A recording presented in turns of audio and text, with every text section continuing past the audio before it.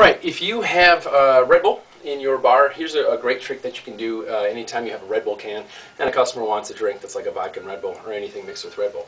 Start with your Red Bull can, and the trick looks just like this. I open it, take my glass, and pour it like so. You can go all the way upside down. That's the Red Bull from a can upside down trick. A couple pointers on how this trick works. What I do is start with the can and make sure that your hand's wet. Your hand does have to be just a little bit. I'll either just spray it with a gun or grab a piece of ice and just kind of roll it around in my hand a little bit. Your hand does need to be damp for the suction to work. I start with it to make sure that the pour is angled right. It actually helps to make sure that the mouth is pointing basically straight up. I have my hand out like this and the mouth pointing straight up. So where this part right here, where it's going to pour out of, I keep that pointing straight up.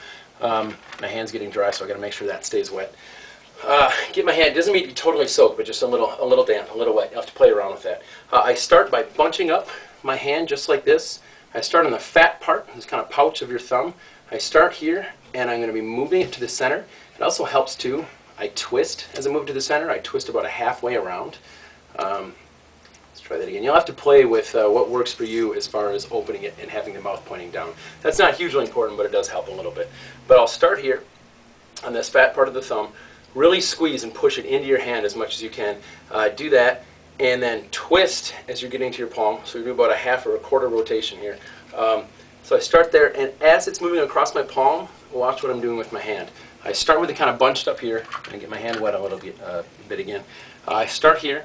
I'm going to be moving towards the center, and I'm really opening my hand like so, all right? Because it really goes from here to having your hand as far back as you can push your fingers. You really want to extend those hands as much as possible, and that'll keep the suction.